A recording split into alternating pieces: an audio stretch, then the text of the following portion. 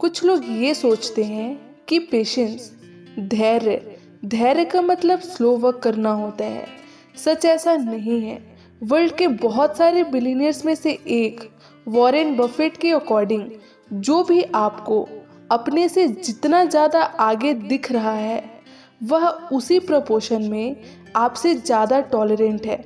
Life में चाहे किसी भी तरह की प्रॉब्लम्स हो उसे आसानी से पार किया जा सकता है। बस शर्तें ये है कि उस इंसान में हड़बड़ी ना हो और वो पॉज होकर सिचुएशन पर सोच सके।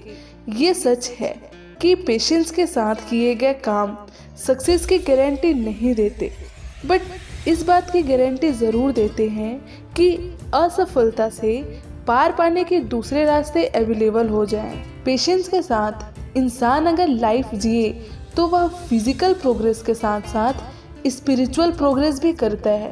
पेशेंस रखना सिर्फ अच्छी क्वालिटी नहीं है बल्कि टैलेंट भी है।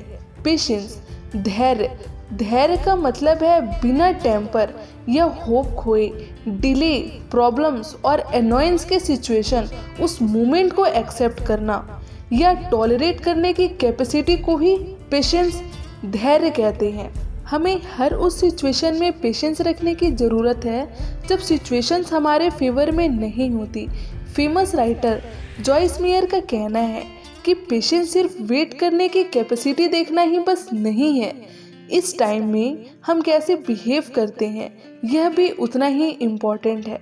आजकल टेक्नोलॉजी ने हमारे वर्क की स्पीड तो बढ़ा दी है पर इसके साथ ही तुरंत ही रिजल्ट मिलने की बेचैनी बढ़ा दी है। हम इम्पेशेंट भी बन गए हैं। Famous scientist Thomas Alva Edison को बल्ब की खोज करने में कई साल लगे।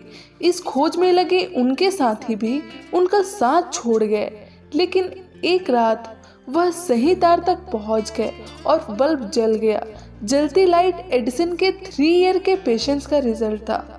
कई बार हमें रिजल्ट मिलने में लेट लगता ज़रूर है, लेकिन अगर हम सही डायरेक्शन में मेहनत करें और थोड़ा पेशेंस के साथ रहें हमें भी रिजल्ट ज़रूर मिलेगा।